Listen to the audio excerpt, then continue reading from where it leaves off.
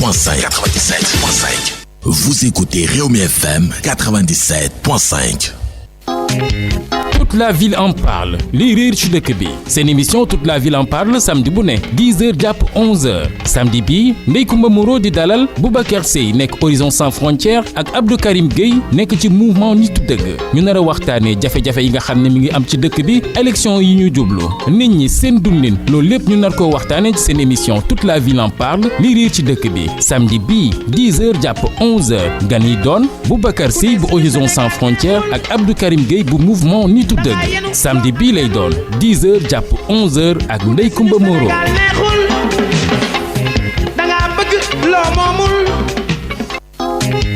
Toute la ville en parle liy riir ci dëkk bi seen émission toute la ville en parle samedi bu ne 10h jàpp 11h samedi bi Ndeye Comba Moreau di dalal Boubacar Seye nekk Horizon Sans Frontières ak Abdou Karim Gueye nekk ci mouvement Nitu Dëgg ñu nar a waxtaanee jafe-jafe yi nga xam ne mi ngi am ci dëkk bi élection yi ñu jublu nit ñi seen dundin loolu lépp ñu nar koo waxtaanee ci seen émission toute la ville en parle liy riir ci dëkk bi samedi bi 10h jàpp 11h gan yi doon Boubacar Seye bu Horizon Sans Frontières ak Abdou Karim Gueye bu mouvement Nitu Dëgg samedi bii lay doon 10h jàpp 11h ak Ndeye Comba Moreau.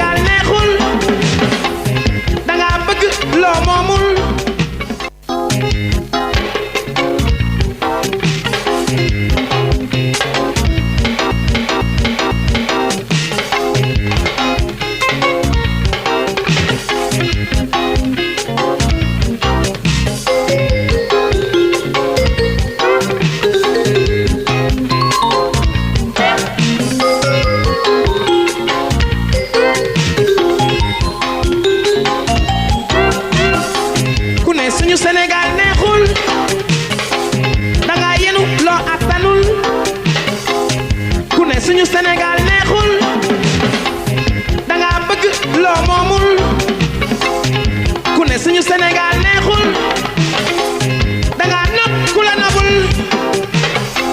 ku ne suñu Sénégal neexul danga digge loo mënul boo bëggee ku borom alal yi dëkk nga dëkk te yow amagoo alal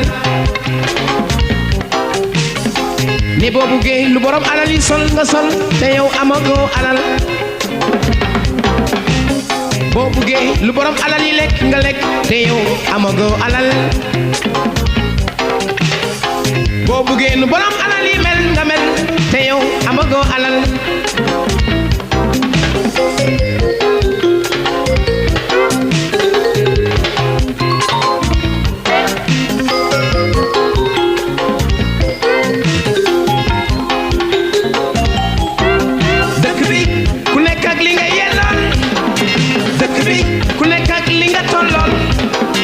dëkk bi ku nekk ak li nga méngool dëkk bi ku nekk ak li ngay nurool dëkk bi ku nekk ak ki nga jubool dëkk bi ku nekk ak ki nga déggool dëkk bi ku nekk ak ki ngay xulool dëkk bi ku nekk ak ki ngay xelool dëkk bi Sénégal mosula naqari ndax lu waay di xeeb nit a ngi ni siiw jot ci Sénégal mosula naqari ndax lu waay di sàggane nit a ngi ni siiw yem ci Sénégal mosula naqari ndax lu waay di gedd nit a ngi ni siiw mos ci Sénégal mosula naqari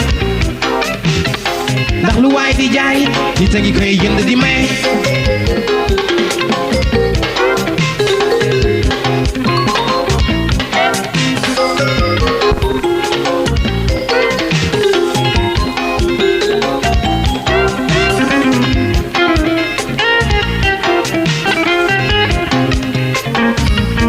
asalaamaaleykum ñu ngi nuyu bépp auditeur u Rewmi FM ñi nga xamante ni saa su ne ñooy ànd ak rajo bi di Rewmi FM Dakar 97.5 rawatina seen émission sociale toute la ville en parle samedi bu jot 10h jàpp 11h ci seen jàpp 11h ngeen ci ànd ak Ndeye Comba Moreau tey ji seen émission social toute la ville en parle daal di fas yéene waxtaanee li nga xamante ni moom mooy actualité bi campagne électorale ak suba li nga xamante ni mooy élection législative yu 30 juillet 2017 maanaam élection yi nga xamante ni fa la ñuy daal di tabbee ñooy toog foofule ca pencum ndaw réew mi wante tamit daañu waxtaanee jafe-jafe askan wi ci jamonoy campagne boobule ak tamit yan façon député actuellement moom la Sénégal daal di soxla ngir amal waxtaan ci mbir mi moo waral tey ji ñu daal di dalal kile di Cheikh Fall bokk ci mouvement nitu dëgg ak kile di Boubacar Seye bu Horizon Sans Frontières Boubacar Seye ñu ngi lay nuyu di la dalal jàmm.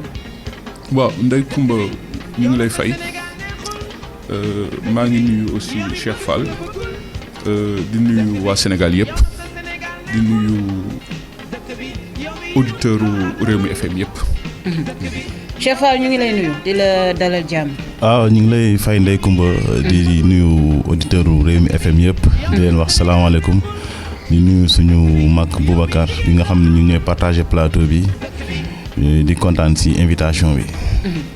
Boubacar Seye nga bokk ci kuréel gi gu ñuy wax Horizon Sans Frontières temps yi am na beneen kuréel goo teg muy wax ci wàllum consommateur wala consommation est-ce que mën nga ñëwaat ak ñun ci loolu lan moo tax nga indi kuréel googu la.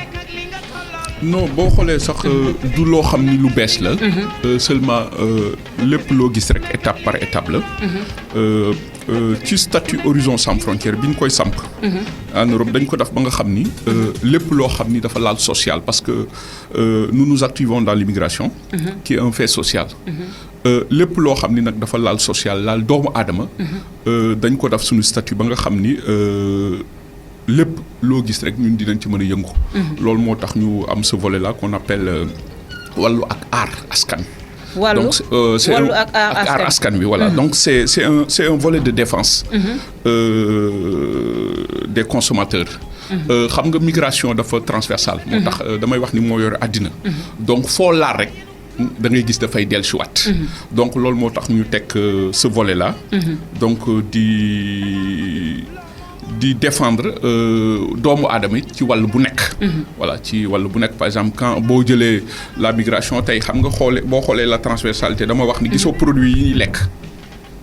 tey jii soo tourné di nga ci gis ay produits yoo xam ni nit ñaa ngi koy lekk xamuñu ko yi arabe lañ ko bindee yi neneen lañ fi dugg yooyu yëpp dugg tey nga dégg ñu ne ay cuisses yu yàqu yu dugg. yooyu yëpp c'est la circulation transfrontière.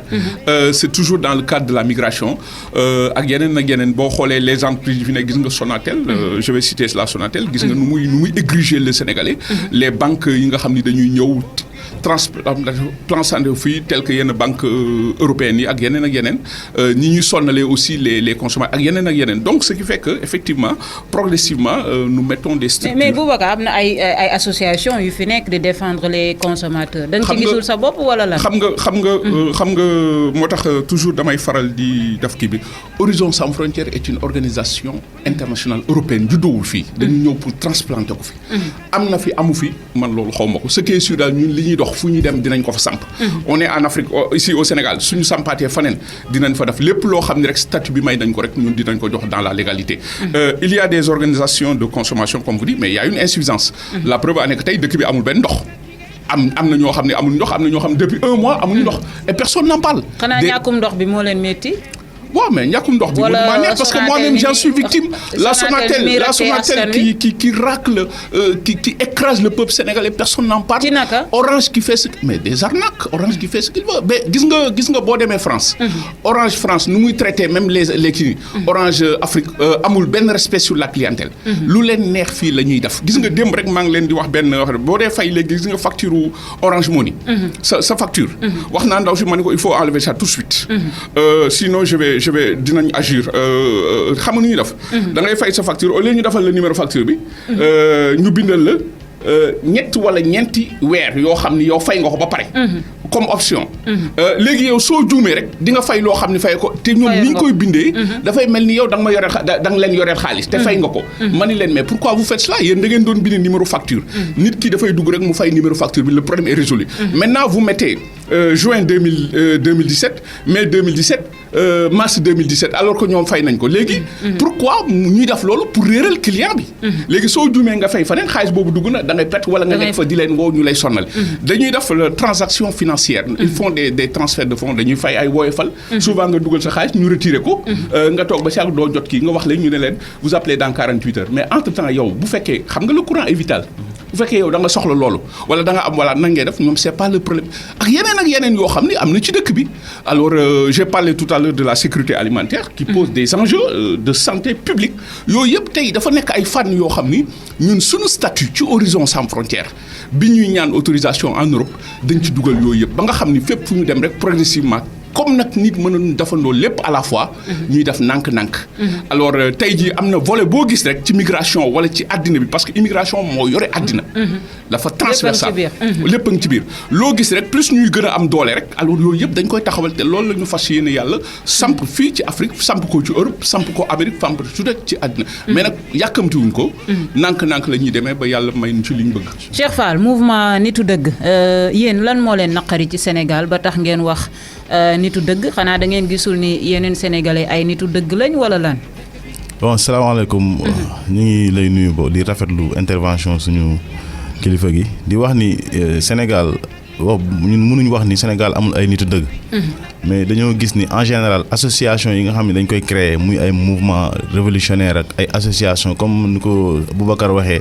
ñoo xamante ni dañuy wax ni ñoom dañuy défendre population bi wala dañuy défendre intérêt population bi wala nga gis ñoo xamante ni dañ ne ay parti politique lañ nee nañ askan bi moo ñoon fi bàyyi nga gis ñoo xam ni dañuy wax ni ay député lañ dañuy xeexal askan bi mais en réalité. soo xoolee seen doxalin da ngay gis ni ñii seen bopp moo leen tax a jóg.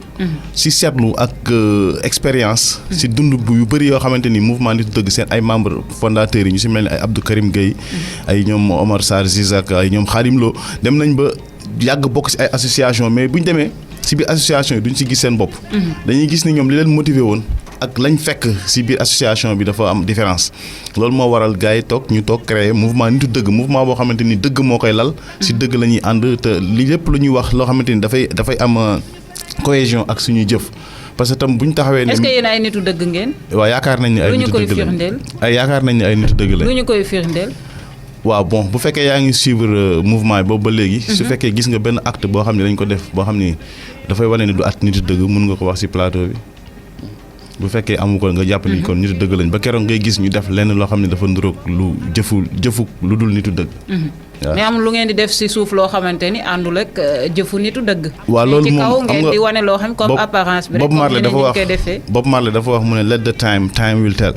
àdduna moom bàyyil ak temps bi rek lu munti xew rek looy def. lu nébuleuse wala looy def loo xam ne di ko nëbb lu mu yàgg dina feeñ parce que temps moom mu ngi fi. looy def tey di ko nëbb mun nga am sutura tey. mais suba ak ginnaaw suba sénégalais dinañ teg seen bët ndax fen moom lépp lu ne nga mun a làq ba mu des fen. mun nga nax nit ñëpp si benn jamono mais mënoo naxanoo nit ñëpp si jamono yëpp. waaw incha allah ñu ngi. tey jii lan moo leen naqari yéen fii ci Sénégal yéen waa mouvement nitu dëgg. li ñu naqari si Sénégal bëri na. ci tënk. déjà si moment bi ñu toll nii li nga xamante ni moom mooy actualité si campagne électorale bi li si xew dara neexuñu si. ndax lan. déjà da ngay gis parti yoo nga xamante ni ñoom ñoo nekk au pouvoir si ñi nga xamante ni ñoom lañ investir. ñi nga xamante ni ñoom ñoo waroon veiller si sécurité sénégalais yi ñoo xam ni tey bu tolof amee si ñooñu lañ war a dellu pour ñu sàmm suñu sécurité ñi ngi gis ne ñoom ñooy violer sécurité bi benn. dama xam ni campagne élection législative pour dem uti ay député parfois da ngay dajeek ay caravanes yoo xam ne da ngay yaakaar ni sax. benn dëkk mooy faxee koo fële di dem di attaquer benn dëkk. ay ñoo xamante ni da nga leen di xool nga xam ne ñii amuñu benn professionnalisme si wàllu sécurité. lenn rek lañ am. seen ay doole ak seen kanam yu ñàng. ñu jël leen teg leen au devant de la scène ñu ne ñoom ñooy def seen sécurité di yor ay machette di inciter la population à la violence di dem di tooñ di dem di taj ay campagne yu jàmbur si loo xamante ni da nga wax ne yow am nga ay argument xam nga violence moom mooy argument ñi nga xamante ne amuñu argument su fekkee am nga ay argument te yow wóolu nga sa programme te gëm nga ne sénégalais ay nitu xel lañ da ngay dem nga waxtaan ak ñoom convaincre leen mais xaalis ak doole kese bëri na si campagne bi violence yi bëri na si loolu naqari nañu ba si kanamu yàlla te dinañ ko jooy fu ne. def nañ si ay sorties mais pourtant bu fekkente ni tamit sénégalais yëpp ñu ngi jooy violence politiciens yi si boppam nga xam ne ñoo andi violence bi nee nañ bëgguñ violence mais gis nañu procureur bu mu génnee def sorteem waxul ci violence boobu la alors que sénégalais yi bari ñu ngi ci doon xaar yéen est-ce que wax ngeen loolu dara ci loolu. lancé ngeen un appel au procureur. waaw ñun ba fekkee yaa ngi suivre am na ñu ngi def ay émissions yu bëri yoo xamante ni ñu ngi koy def si ay presse en ligne yoo xam ne ni ñu ngi siy wax si suñu position li ngay wax ni yëpp wax nañ ko kaas nañ ko ñun waxuma la sax kaas rek mais dem nañ si sax ba bind nañ ay convocation yoo xamante ne lu yàgg di ngeen ko dégg. pour wane ni képp koo xamante ni tey yaa ngi foowee sécurité sénégalais yi. wala yaa ngi def loo xamante ni tey violence mën na judd si dëkk bi dinañ la porter plainte ak koo munti doon commencé ko si. président Macky Sall ba si suuf képp koo xamante ni rek yaa ngi def loo xamante ni da nga inciter sénégalais yi pour ñuy violenté wu ci violence boo xamante ni te nit ñi tam dinañ leen wax ñu dellu si delloo seen xel. parce que ñooñu di nga xamante ni ñoo leen di inciter à la violence si seen biir ay oto la ñuy nekk doo gis seen benn doom buy traîner si caravane yi dañ leen sécuriser. yow nag ñu jox la benn 15 000 francs nga nekk di rey sa bopp si àll bi. wane nañ benn doomu Macky Sall muy campagne de. si yenn condition la doon campagne. mi ngi campagne de mi ngi ci terrain bi. waaw xam nga nekk si terrain bi. xam nga tey dama lay jël delloo si ginnaaw rek. benn kii bu suscité woon benn débat benn première dame doon dem jaale ji benn nit ñu ne loolu mu def acte bu noble la parce que àndul ak sécurité loolu sénégalais yi la ñuy nax. Sénégal fu mu toll nii. Macky Sall du jël benn membre de sa famille. muy dox ci circulation bi à l'air libre. ñi ngi leen di sécuriser mais yow nga xamante ni Sénégal bi yow sa gis-gis sorewul yaa dul mën a gis sécurité bi. mais doomu Macky Sall bu nekkee di wàcc sur le terrain di campagne. ñu ngi koy sécuriser. pour autant nit ñi xam ko. waaw nit ñi duñ ko xam prêter ci attention daal. nit ñi duñ ci prêter attention parce que si naxanteeg sénégalais yi si la ñuy dox à chaque fois. mais nit ñi nañ delloo seen xel kaaw Ndiaga Diouf mu ngi nii fan la mujjee ay nijaayam ak ñi ngi jooy kañ ko jiñoon ne moo ko def lam doon def ma ngay continuer di dundam kuñ fi tëj même boo nekkee parti au pouvoir ngay nekk nervi bi ngay nekk da ngay nekk nervi candidat boo xamante ni coalition bi nekk ci nguur gi ñoo ko fi teg buñ la jàppee yaa si perte parce que amuñu jot dem di la defal intervention nit ñi nañ nekk ay nit xam ni ay sénégalais lañ yoo xamante ni sénégalais bon teint ni président bi nekkee sénégalais noonu lañ nekkee sénégalais ñu bàyyi di leen nax di leen manipuler ci alal boo xamante ni ci yow lañ ko jëlee di la ko delloowaat ci anam boo xamante ni mel ni ku lay jënd nit ñi nit doomu aadama amul prix nit ñi nañ xam loolu wala su fekkoon dafa am prix nekkul prix boo xamante ni prix xaalis lay doon. nit ñi nañ conscience yi loolu am ful la sénégalais rawatina population Sénégal bi ak africain yëpp parce que naxaate bi nii boo xoolee géopolitique bi ni muy doxee nga suivre da nga xam ni ñun africains yi nit ñi dañuy yàpp suñu njiiti dañuy yàpp li ñuy def nii Afrique kese la am. sénégalais yi nañ conscient ne Macky Sall ñun ñoo ko employé ñun lay liggéeyal.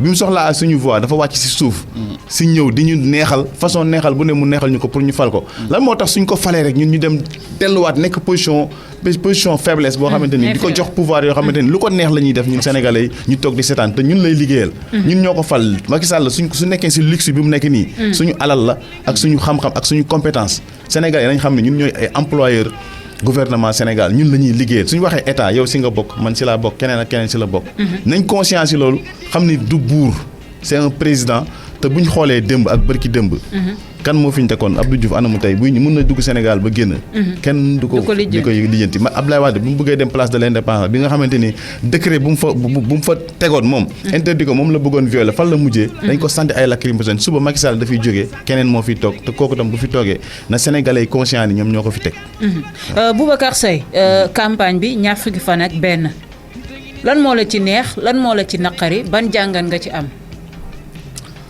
waaw xam nga tey moom c'est vrai que man mën naa wax ni c'est la première fois depuis des années élection fekk ma Sénégal et j'avoue que li ma gis nii c'est inédit mu ay betteel ak naqar bu bëri comme ni ko suma xarit waxee ni léegi tey jàngat bi ma ci njëkk a am mooy le poids du Sénégal s'effrite sur le plan international xam nga le Sénégal dafa nekkoon une vitrine un modèle dans la sous-région ñu koy citer mais tey li am Sénégal li ñëpp teg seen bët tey gàcce la pour Sénégal. Ça c'est une honte pour ce pays-là. Que je rappelle qui est un grand pays parce que nous avons boo xoolee doomu Sénégal au Sénégal ressources humaines de qualité la ñu am. fànn boo jël rek da ngay gis doomu Sénégal di ci exceller. Alors qu'on prépare des élections aussi importantes que les législatives dans un pays comme le Sénégal. tey am na ñoo xam ne tey suba la élection yi ba léegi ñoom xamuñu. fu ñuy jëlee seen carte ak ndax dinañu voter. loolu je crois que tey ça devrait pousser une réflexion yoo xam ni mais damay wax rek l'imputabilité la notion d'imputabilité devrait poser waa ji wax na ko léegi xam nga ñu fal la gis nga am na yoo xam ni Afrique rek la sañ am en Afrique gouverner dafa yomb par des slogans lu la neex daf da ngay nax peuple bi ba ñu teg la ci kaw nga dummóoyu leen daf lu la neex amul bilan amul kii amul dara chacun fait ce qu'il veut. Alors malheureusement scénario boobu moo am Sénégal il est temps que ceux qui sont détenteurs de pouvoir public qu'on les mette devant le fait accompli et devant les responsabilités en de telles circonstances li am nii c'est excessivement grave et ça risque encore de créer des violences parce que tey jii su liy jeexee di nga gis des contestations dina am problème parce que tey jii lan la ci nguur gi parce que mënoo organiser des élections depuis combien d'années ñoom ñu xam ni Sénégal war na am élection le 30 juillet 2017 ñu ne carte amul donc il y a quelque part il y a un laxisme qu'il faut condamner vivement beneen bi xoolal ñu ñuy foowee tey le peuple sénégalais da ngay dellu si waat léegi xoolal man dafa am yoo xam ni man ba ma nekkee xale laa ko fi doon gis quoi bu élection ñëwee nga gis ñuy defaraat tëli di kii nit ñi alors moi j'ai pensé que le Sénégal dépasse nañ foofu on cherche à tromper le peuple koñ boo gis yaa ngi gis ñu ngi defar ñu ngi nettoyer ñu ngi defaraat tëli yi l'autre jour j'ai dit sax dégg ñu naan dañuy fay les fonctionnaires xaw ma depuis ba vous vous rendez compte de ces trucs là mais je crois que les gens ont prôné une rupture dans ce pays là une rupture dans l'opérationnalité mais pas li may gis nii parce que nit ñi kenn mënatu la nax de dem jaay nit ki jënd nit ki di ko génneloo di ko jox xaalis vous imaginez alors achat de conscience xoolal xaalis bi ñu yàq fii dans la campagne alors que tey am na ñoo xam ni tey bu subaa dañuy voté ji amuñu ndox te kenn du wax ci dëkk bi parce que mais ndox bi kenn waxu ci de. mais personne n'en parle moo tax tout à l'heure pour revenir gis nga ñun. kenn waxu ci vous m'avez parlé des organisations de défense. de consommateurs d'études dans ce pays là mais man su ma leen fi gisee tamit j'ai pas vu malheureusement leur efficacité moo tax ñun li ñuy njëkk a def man gisoo lépp lu may def rek lii sama bopp laa njëkk a aar dans le monde de l'immigration. je suis un migrant potentiel. sama bopp laa njëkk a aar à travers Horizon Sans Frontières moo tax soxla uma ci dërëm xam nga lu ma ci soxla gërëm fayu yàlla. ci lii may def lii tamit nii d'abord je suis venu au Sénégal gis nga les gens m'appellent Sonatel lii la ñu def.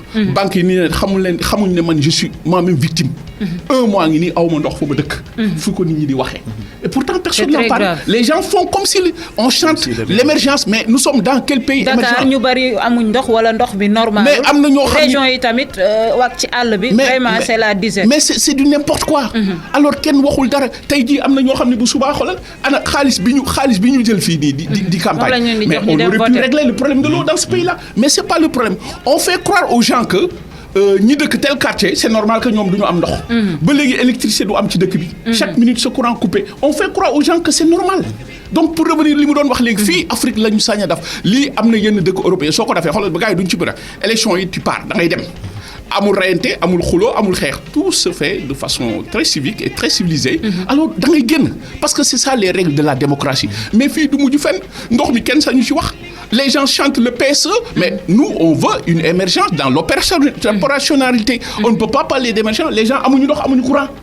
il faudrait que ça cesse. ñu jël xaalis dëkk bi di ko foowee ñii ñoo war a dund ñii ñoo warul dund. ça crée des inégalités ça crée des problèmes sécuritaires. parce que tey il y a un déficit. entre le structurel et le conjoncturel. nul n'est épargné xam nga lan moo gën a bon waa ji wax na c'est très simple. nga foog ni doomu président de la République suy génn day génne nii rek neen. ah non il faut pas que ça. non ils vont prendre toutes leurs dispositions sur l'argent du contribuable. ici les gens ont voté pour le changement. li ñu doon bañ moo fi am tey jii c'est des clans.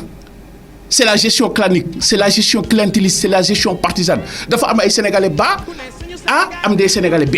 Les uns comme nous ko waxee avec les autres. Mais vous pensez que dans un tel pays jàmm mën na fa am mais gis nga ce que ça donne.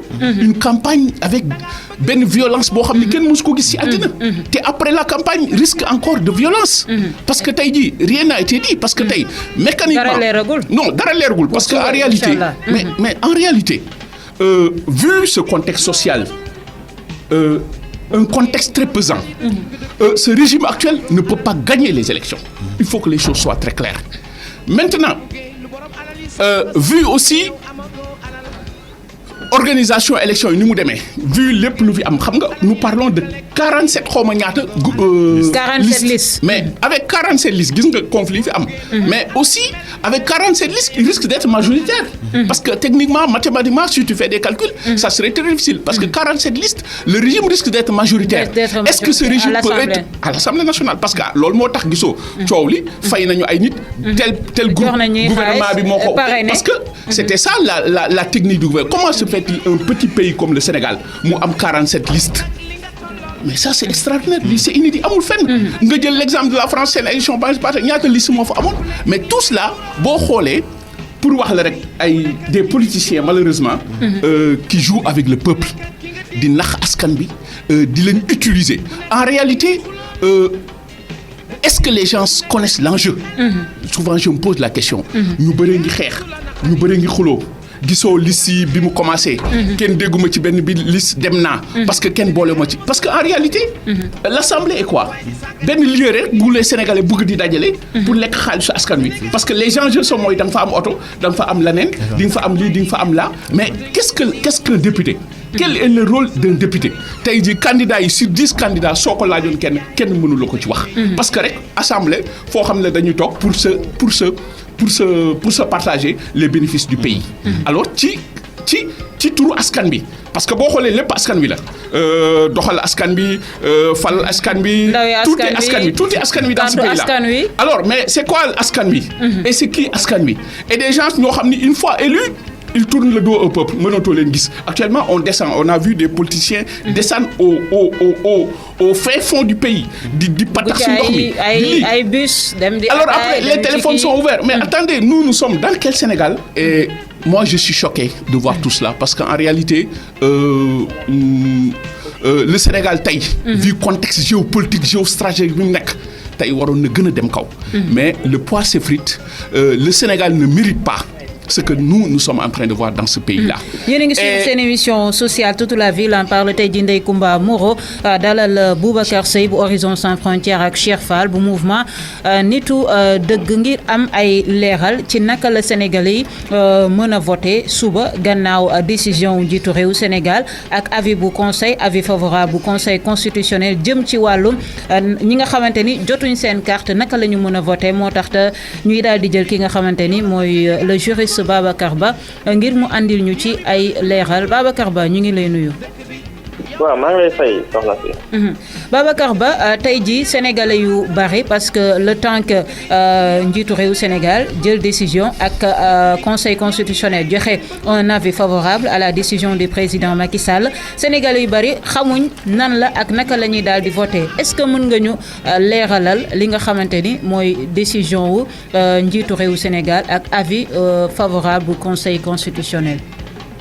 waaw d'abord dama bëggoon préciser ci njëlbeen gannaaw bi ma nuyoo sa ñaari invité yooyu may wax que ni conseil constitutionnel li mu rendre avis la donc avis la boo xam ni président de la république moom si boppam moom moo ko saisiroon donc ko laaj xalaatam ci li nga xam ni tey moom mooy mbirum élection yi alors conseil constitutionnel aussi jox ko xalaatam ne ko li nga bëgg mën na nekk loolu la ko wax mais problème bi ñu am mooy conseil constitutionnel tey joxul ki nga xam tey mooy le président de la république ay moyens techniques et juridiques yoo xam ni war na mën a mettre en œuvre li nga xam tey moom mooy avis conseil constitutionnel bi. parce que xam nga en droit dafa am ñaari domaines yoo xam ne il faut ñu def distinction bi mooy li ñuy wax domaine de la loi ak domaine réglementaire bu fekkee ne dañu nekk ci domaine réglementaire conseil constitutionnel bu joxee xalaatam ki nga xam tey mooy le président de la république. président am na sañ-sañ jël décret ak ni mu gën a gaaw pour ñu appliquer ko. parce que foofu c'est le domaine réglementaire dañ ko jël jégleel ko ñi nga xam te moom mooy législatif exécutif bi. excusez-moi bu dee nag domaine législatif muy domaine de la loi foofu da ngay jël mbir mi yóbbu ko au niveau de l'Assemblée nationale. donc kon conseil constitutionnel bi mu joxee avis président de la République ne ko d'accord naa ci ñu voté ak li nga xam te mooy récépissé mais ñu toppal ci li nga xam te moom mooy passeport. ak bépp document boo xam ni dañ ko immatriculé. conseil constitutionnel dafa war a wax monsieur le président da nga ko war a jël yóbbu ko biir assemblée nationale pour ñu mën a modifier la loi électorale. en son article L78 et L53. parce que ñaari articles yooyu soo ko combiné ñoom dañ ni nit ki su duggee ci bureau de vote am li mu war a joxe mooy carte d'identité électeur am bi ñu couplé ak carte d'identité nationale biométrique. maintenant. gis nañ que ni démb waa ministère de l'intérieur génne nañ benn communiqué de presse benn genre document. di dëggal que ni conseil constitutionnel li ñu joxe war nañ ko mun a appliquer maintenant dinañ ko appliquer nag parce que comme ñoom fu mu nekk nii c'est-à-dire jàpp nañ que ni décision bi conseil constitutionnel joxe avis bi conseil constitutionnel joxe dafay am application immédiate parce que ñoom dañu sukkandiku ci article 92 alinéa 4. mais alinéa 4 boobu parce que boo xoolee alinéa 3 article 92 dafa ni. le conseil constitutionnel est juge des élections. parce que bu ñu waxee le conseil constitutionnel est juge foofu dañuy nekk ci domaine contentieux te bu ñu nekkee ci domaine contentieux bu conseil constitutionnel rendre décision boobu dafay appliqué wu immédiatement. jarul sax mu jaar assemblée nationale. mais yow soxna si xam nga ni nekkuñu dans le domaine contentieux. dañ ko saisir parce que contentieux amagul dañ ko saisiroon pour mu joxe xalaatam. donc li gënoon rafet mooy mu jaar assemblée nationale. maintenant dinañ voté nag. xanaa demee. incha allah dinañ voté ak récépissé parce que ñoom seen décision boobu delluwuñ ci ginnaaw. ku yor sa récépissé nga yor sa carte d'identité numérisée bu njëkk bi. soo demee di nga voté. ki yor récépissé te amoo carte d'identité numérisée wala passeport maanaam les primo inscrits foofu ma leeral. boo déggee ñuy wax primo inscrits mooy ñi nga xam ne dañuy door a am 18 ans. door a inscrire am 18 ans te ñoom. amuñu woon passeport amuñu woon carte d'identité parce que seen âge matewu ko. ñooñu la ñuy wax les primo inscrits ñooñu nee nañ bu ñu amee document d'immatriculation te fan yi gis nañu ni ministère de l'intérieur démb mu ngi ko doon defee da nga yóbbu sa ñaari photo dem ñu defal document d'immatriculation. soo ko boolee ak récépissé mën nga dem voter mais loolu lépp nag soxna si. suba dinañ ko def. mais jàppal ni buñ ko defee képp ko voter ak récépissé jàppal ni sa vote c'est illégal. par rapport à la loi électorale. parce que tant que modifier une loi électorale bi di nekk assemblée nationale képp ku voté ak récépissé jàppal ni sa vote c'est illégal.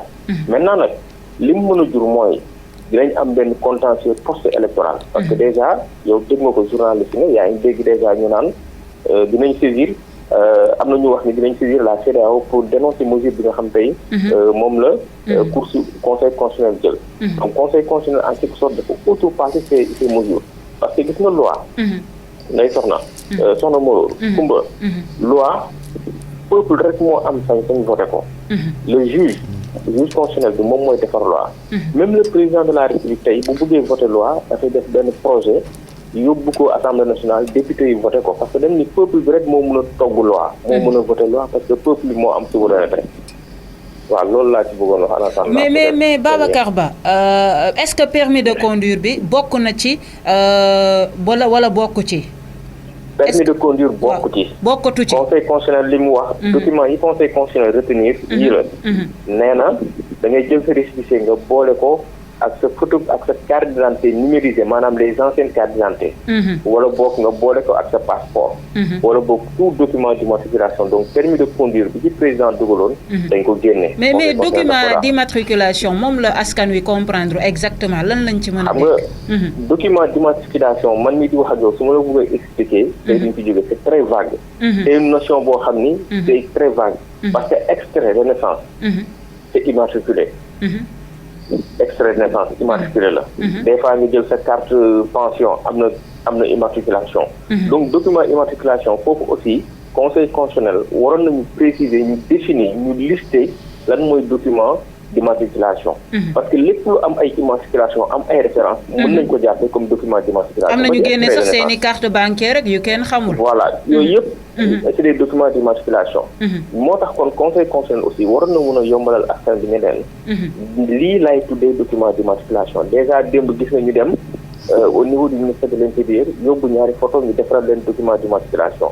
mais est-ce que diggante temps bi démb ak tey nit mën na fi defal ñëpp document d'immatriculation là également ça pose problème. Ça pose problème beneen bi dinañ la laaj ci récépissé bi donc impérativement wala da nga war a am récépissé bala ngay am ya ca des bu fekkee amoo sa carte d'identité biométrique foog nga am sa récépissé ba pare boole kook yeneen documents yi. foofu ñu leeral. waaw. il faut nga am sa récépissé d'abord. soo amulee récépissé même boo yoree ancienne carte d'identité nationale wala nga yor passeport mënoo voter. donc récépissé bi moom la conseil constitutionnel visé. il faut un récépissé pour nga mën a dem voter ji. léegi ci waaw. vas-y. oui daaneelal. waaw parce que boo gisee nit ñi doon naan non dinaa voter passeport ceeb yeneen document parce que le président de la République bi ñuy saisir conseil constitutionnel ñoom ni ñu bindee woon seen communiqué bi seen lettre bi c'était pas du tout clair. mais conseil bi ñu koy jox avis nee na ko récépissé la plus passeport plus carte d'identité les anciennes carte d'identité ak li nga xam ne tey moom mooy document d'immatriculation. léegi ñu bari di wax récépissé yi ça pose problème parce que bu fekkee comme ni nga ko expliqué les primo inscrits maanaam ñuy doog a inscrire ci fichier électoral bi ak xamaguñ fan mooy seen centre de vote ak seen bureau de vote te ci récépissé bi duñ si mentionné loolu donc ça pose problème. waaw loolu ça pose problème. problème fondamental mais. pour les primo inscrits c'est-à-dire bu ñu fàttali ni également booy inscrire. moment bi ngay inscrire dañ lay laaj fan ngay voter. dinañ la ko laaj. nga wax mais amaana mën nga ko fàtte ci diggante bi mais defuñu ko ci récépissé bi. mais en tout état de cause moom booy voter booy ñëw di inscrire même booy door am 18 ans dinañu la yow fan nga bëgg a voter nga ni fii lay voter ñoom ñu bind. maintenant nag ci diggante bi. mën nga fàtte mën nga bañ a xam fan ngay voter. parce que mentionné wuñ ko ci récépissé bi mais pour les primo inscrits ñu bees ñi ñu door a inscrire ñoom nga leen inscrire xam nañ. diw ak diw fan la war a mën a dem voter. mais sauf que nag information boobu defuñu ko ci récépissé bi kon ci nit ki mën na ko fàtte ci diggante bi. mais ñoom ma wax leen que ni comme ñoom sa émission bi c'est très bien suivi. ñoom dañ koy déglu. ñooñu noonu ñi nga xam tey mooy les primo inscrits. ñi nga xam ne tey récépissé lañu yor te seen récépissé defuñu si li nga xam ne tey moom mooy seen bureau de vote.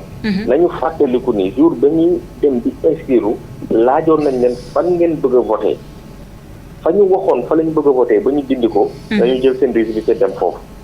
essayé foofu léegi beneen question bi Babacar Ba bala ngay dem gis nañ opposition bi di wax vote ak récépissé yi day andi ay fraude maanaam mën nañu voter 2 fois 3 fois ainsi de suite ça pose problème léegi yow est-ce que d'accord nga ci opposition bi li mu wax par rapport ak fraude ak récépissé yi wala d'accordoo ci ban jàngat nga ñu ci mën a ban jàngat nga ci am. jàngat bi ma ciy mën a wax. mooy gis nga 1992. bi ñuy def code consensuel bi. feu Kéba Mbaye jiite woon ko. dañu defoon proposition ne nañu voté ak ay passeport. nañu voté ak ay permis de conduire ainsi de suite. mais loolu lépp dañ ko dàqoon. parce que dañ woon loolu mën na nekk source de fraude. donc kon question bi réglé woon nañ ko. depuis 1992 ak le code consensuel. donc pour minimiser la fraude dañ woon document yooyu yëpp dañ koy dindi. donc ñu voté ak li nga xam tey moom mooy carte d'identité numérisée donc effectivement pour répondre à ta question. récépissé wax dëgg yàlla mën na ubbi buntu fraude. donc ce n'est pas du tout sûr. ce n'est pas du tout fiable. voilà comme processus bi fi ñu jaar yëpp ci juridiquement ci jàngat bi nga amal mën nañu wax ni normalul maanaam dafa teggi yoon. est-ce que kon scrutin bu 30 juillet bile mën nañ ko jàppee scrutin buy am crédibilité maanaam vraiment est-ce que mën nañ ko nangu en tant que comme que fi mu jaar yëpp du yoon. soxna Moreau. waaw man mii di wax ak yow. suñu organisation forum du justiciable. bu ñu paree élection yi le 30 dinañ def benn recours d'annulation. saisir conseil constitutionnel pour ñu annuler li nga xam tey moom mooy scrutin bi. parce que scrutin bi dañ ko def en violation de la loi électorale. incha allah bu ñu voté ba ci ëllëg sa. dinañ jël benn recours saisir conseil constitutionnel en annulation du scrutin du 30 juillet. parce que processus électoral bi la loi électorale a été violée dans toute sa rigueur. te certainement ñun ni ñu koy defee xam naa dina am ñeneen ak ñeneen ñoo xam ne dinañ ko defee. mooy contentieux post électoral bi ma doon waaj a wax léegi. parce que aussi quoi qu'il en soit il faut ñu reconnaître que ni faille dafa am. déjà boo xoolee conseil constitutionnel ci avis bi moo ngi wax président ne ko faille bi mënuñu koy imputer ñi nga xam te moom mooy électeurs yi. mais administration bi li mu waroon def moom la def. donc kon loi moom fi ñu ko violé wax dëgg yàlla leneen la ca topp lépp ay jalgati la. nee naa la nag suba dina am ñuy dem voter ak récépissé. mais ñay dem di voter ji ak récépissé. nañ jàpp ni seen vote c'est illégal. parce que la loi électorale n'a pas été modifiée. ku mel ni Barthélémy Diaz nee na commune am kenn du fa voter ak récépissé. nekk na ci yoon nekkul ci yoon loo ciy wax. waaw moment bi bu may wax ak yow Barthélémy Diaz moom ci yoon. parce que nee naa la loi électorale bi il faut ñu changer ko parce que boo jëlee article L118. nga jël article L53. boo ko combiné liñ la wax. mooy électeur bi su duggee ci bureau de vote bi dafay présenter carte électeur am. boole ci ak carte d'identité nationale biométrique bu CEDEAO. parce que suba ñiy siégé ñiy toog ci bureau yi loi boobu mooy nekk ci seen kanam kon ñoom aussi dañu am warloo sàmm loi boobu te foofu également la responsabilité de la Sénat est engagée. parce que boo jëlee code électoral article L5. moo ngi naan la Sénat a l'obligation de veiller à la bonne application de la loi électorale. Sénat moo war a veiller à ce que loi électorale bi jaar yoon. donc ñoom aussi am nañ ci part de responsabilité. donc tey ku taxaw contre récépissé yoon aussi daf lay sàng parce que loi bi moo ko récépissé. ñu ngi lay jaajëfal bu baax a baax Babacar Ba ci leeral yooyu nga xamante ni indi nga ko ci décision ak avis bu favorable bu njiitu réewu Sénégal jëm ci naka la ñu daal di mën a voté ni ngi ni suba 30 juillet soxal élection législative maanaam tabb gi ñuy tabb 165 députés yi war a toog foofu fële ci assemblée nationale. Alioune Cheikh Fall naka nga gisee wala sax ban jàng nga am ci juriste Babacar Ba li mu wax ak fraude yi ñuy wax ak tamit avis wala décision wu njiitu réewu Sénégal par rapport ak ci moyen de vote maanaam naka la ñu mën a voter comme ñu bari nee nañ jotuñ seeni carte d'identité biométrique à puce CEDEAO.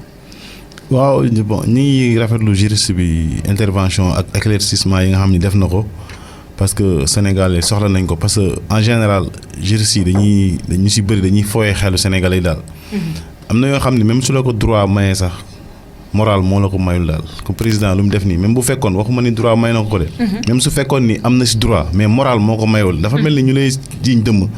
ngay seccoo yeelu gune. ñëpp Sénégal yëpp wala boog ñu ëpp si Sénégalais yi.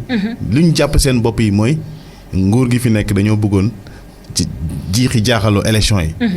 lan moo tax parce que dès le début ñoom xamoon nañ ni carte yi du disponible à temps. délai bi ñu joxe woon ñoom xamoon nañ ni carte yi du disponible lan moo tax même bu fekkee lii mi ngi ci xelam. lan moo tax defu ko mu bàyyi ba une semaine. des élections. muy andi proposition boobu. ba demee ci biir proposition yoo xamante ni kenn xamul lan la ay carte d'identité ay passeport ak ay permis de conduire yooyu yëpp li day retourner ci li ñu doon wax rek maanaam foyer bi nga xamante ne ñiy foyer intelligence sénégalais yi. ils n'ont aucun respect ci sénégalais parce que bu fekkoon am nañ benn minimum de respect ci ñun. waroon nañ xam ne ñii ay nit lañ te ay xalaatkat lañ. mais li ñuy def nii jalgati nañ CEDEAO déjà parce que du benn. déjà ci amul consensus ci lii. amul consensus ci même 5 cartes yi c'est 5 listes yi nga xamante ni moom ngay jël. ci biir amul tamit consensus ñoom ñu seq géewu politique bi. maanaam dañu weñ seen loxo opposition bi. amuñ consensus. parce que bu consensus ci bu fekkee ci état de droit la ñu wax. consensus mënuñ ko amee fu assemblée. defuñ ko assemblée parce que bu fekkee ñoom ñoo toog ci seen biir def seen ay conseil loolu nekkatul consensus. suñu waxee consensus mooy ñi nga xamante ni 47 listes yi nga xamante ni ñoom ñoo composé. affaire kii bi élection ñooy dem élection ñu toog waxtaanee loo xamante ni dañ ciy d'accord yóbbu ko assemblée ñu voté ko mu jàll loolu la ñuy wax consensus. wala ñu am au moins quorum mu mun am consensus nga xamante ni ñoom looloo ëpp sax ñi koy wax mais loo xamante ni ay nit ñooy ñetti quelques personnes ñooy dem toog. waxtaanee seen waxtaan ñëw génne ko jalgati nañ CEDEAO benn. jalgati nañ institution bu Sénégal te xam nga ni loolu yëpp. ni Sénégal yaa ngi koy suivre man maa ngi journal bi ma yor nii léegi maa ngi koy gis ni ne daal ministre de l'intérieur.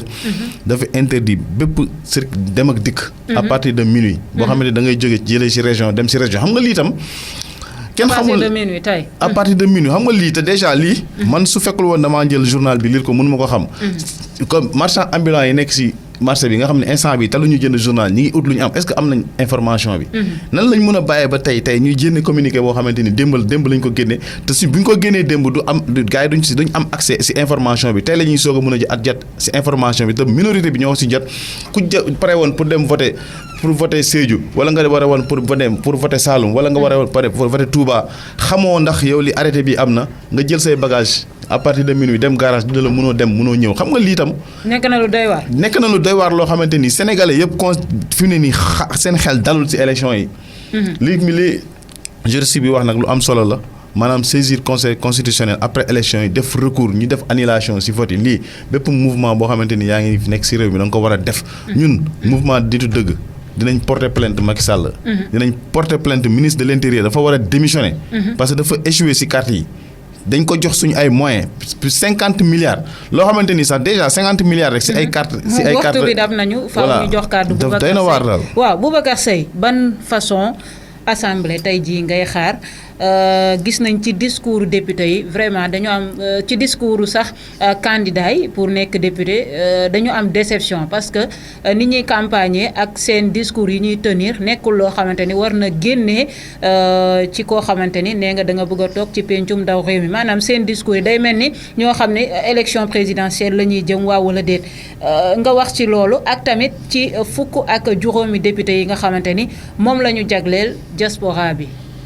Voilà, parce que yaa ngi nekk Horizon Sans Frontières mën nga wax ci loolu. waaw absolument voilà donc ci li may kii rek mooy tey wax nga ko effectivement il n'y a pas un volet explicatif et éducatif au sein des populations nous avons l'impression que élection présidentielle la ñu nekk loolu yëpp ñàkk respecter peuple sénégalais ba tax parce que nit ñi seen bopp lañ fi nekkal xooluñu jàmm réew mi benn élite bu ndaw ñoo jël en otage tout le peuple sénégalais di leen souffrir loo tey jii dans les programmes là quelle a été l'offre électorale man gisuma ko loo xam ne tey nit ñi mën nañ sëkkunde tel ou tel day li mu taxaw pour askan bi ñun dinañ ci mën a sëkkunde ko amul donc tout a été biaisé et cetera et cetera bon loolu mooy premier jàngat bi ma am moo tax il faut que rek ñu cette culture là au niveau des loolu nag ñëpp am nañ ci responsabilité la presse et autres là le système éducatif parce que nit ñi xamuñu voilà nit ñi xamuñu à quoi on va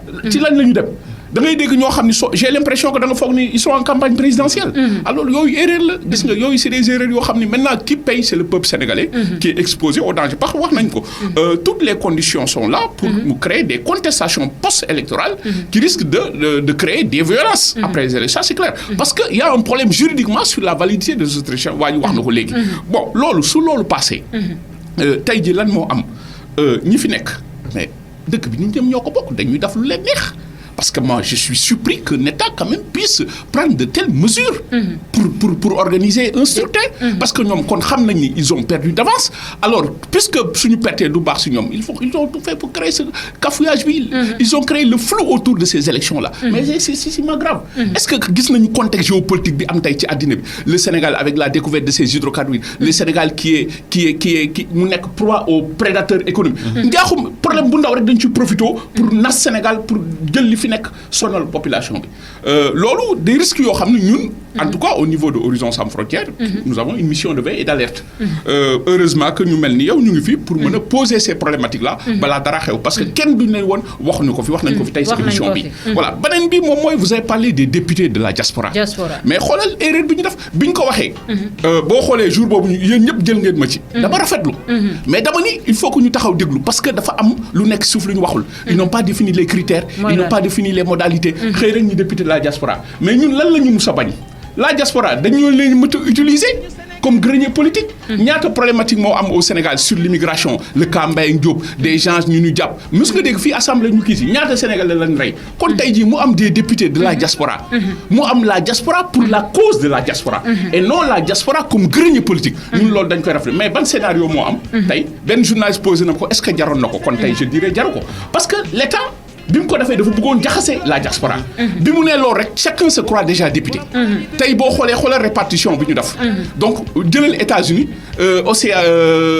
Canada et autres benn député ñu ngi waxante du waxante lu leen neex donc ça crée des frustrations et divisions de la diaspora un risque d'implosion de la diaspora loolu la bëggoon pour mën leen utiliser maintenant est-ce qu'un député de la diaspora quelqu'un bi muy wax député de la diaspora nous avons compris que loolu mooy dëgg quelqu'un qui est là uniquement pour la cause de la diaspora mais lan la ñu gis des gens de la diaspora dugg ci ay partis ak ay mouvements mais bu boobaa soo leen tasee ci diaspora bi lan laay wax yow de Fall mii bosam baaxul suñu bosa baax kii nii bosam baaxul suñu bosa baax est-ce que bu boobaa yéen wax ngeen diaspora parti bi ngeen wax mouvement bi ngeen wax kon tey ils auraient pu dire que au lieu ñu wax loolu dañu waroon teg benn loi ni ñu ngi wax mouvement yëpp nañu fexe ba seeni liste mu am des gens de la diaspora parce que ñooñu waxatuñu diaspora bi ñoom seeni mouvement la ñu wax parce que yow mi tey ji looy wax ñun soo ñu jàppalee ñun nii lañ tudd dans ce cas où est la cause de la diaspora donc lii laa ci doon bañ moo tax boo xoolee déggoo ma fenn parce que dafa am yoo xam ni c'est des principes mënuma wax li delluwaat waxaat la nen parce que dama bëgg dugg à l'assemblée ñu ngi liggéeyal askan bi te jaaruñu assemblée te kenn fay ñu ci dërëm lii ñuy def ni tey mooy aar askan bi par rapport aux risques yi war a am aujourd'hui il faut évaluer ces risques là et mettre des stratégies de gestion de ces risques là parce que il y a des risques de violence post-électorale dans ce pays là su passé loolu la ñuy def tey sa émission bi pour loolu mu bañ a am tey jii au niveau de la diaspora malheureusement schéma bi ñu bëggoon amul tey lan moo fi nekk encore le schéma classique utiliser la diaspora comme grenier politique ñoom ñëpp dem nañ ci diaspora bi votel lañu mais dans ce cas quelle est la cause de la diaspora ñaata problématique ñoo am fii au niveau de la ñaata sénégalais lañ rey ñaata sénégalais ñoo am problème ñaata sénégalais la ñuy toroxal kenn mësu ko fi wax kon tey pour revenir à cette assemblée là effectivement il est temps que ñu dëgg bal bi Sénégal xoolaat ces gens-là ils représentent qui ban peuple la ñuy représenter c'est pas ce peuple-là parce que nous sommes dans un peuple ci peuple boo xam ne amuñu ndox amuñu courant duñu lekk duñu naan waxtu bi dab nañu Boubacar Seye mais élément bi foog ñu déglu ko nga joxe sa avis 1 minute Cheikh Fall joxe avis 1 minute ñu daal di tàggatoo parce que waxtu bi jeex na tàkk ndaw bi ñàkk bakkanam suñu xarit la suñu lépp la ndax ñun ñoo bokk classe première année ak deuxième année léegi moom mu ngi tudd Serigne Fallou Diouf licence 3 la nekk ingénierie juridique département foncier li xew mooy daf doon def examen avant midi mu def crise d'asthme bi mu defee crise d'asthme ñu jéem a ut ambulance fekk na ne université bi amul ambulance vu que université bi nag amul ambulance ñun te bu ñuy ñëw charrette la ñuy jël ñu obligé jël lijjanti oto biñ ko yóbbee ba infirmerie li xew mooy infirmier bi nga xam ne moom kese la pour plus de 2000 étudiants moom ci jëm boppam newu fa ñu ne déetakawaay à ce qu'il paraît ci liñ ñu wax ndax amaguñ ci information bu vérifié ñu piqûre ko piqûre boo xam ne dafa varié mooy date de péremption bi dafa faat non seulement varié na nit ki feebar na amuñ luñ ko jàppee amuñ masque loolu yëpp des nag ba moom mu ñàkk bakkanam ñun nag nee nañ duñu bàyyi mu sedd bu demee noonu bu subaa mën na nekk man mën na nekk keneen ak keneen moo tax ñun nañ ñoo wax ñu ñibbi mais nee nañ ñibbiwuñ ñu ngi université Bambey bu ngeen yónnee woon ay image ak yooyu sax di ngeen gis ne étudiants ñëpp a ngi nii taxaw vraiment kenn xamul looy def lépp lu ñu wax daal mooy at nañ examen yi kenn waxuñu dara lu leer ñu ngi nii bàyyi ñu. Boubacar Seye mi ngi amee fële ca université Bambey mu laal côté santé mu nekk fay yu doy waar. waxuñ ci.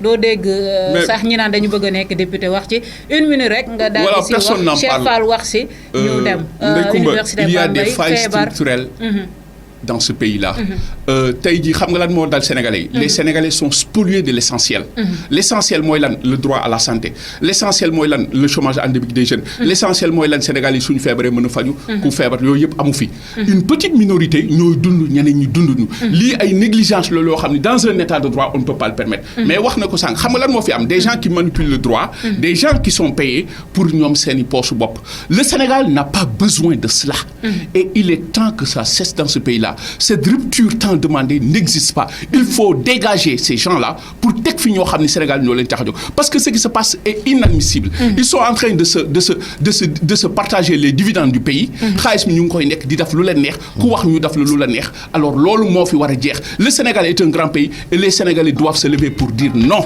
Cheikh Fall 1 minute. waaw man lu may wax si lii mooy sunu njiit yi.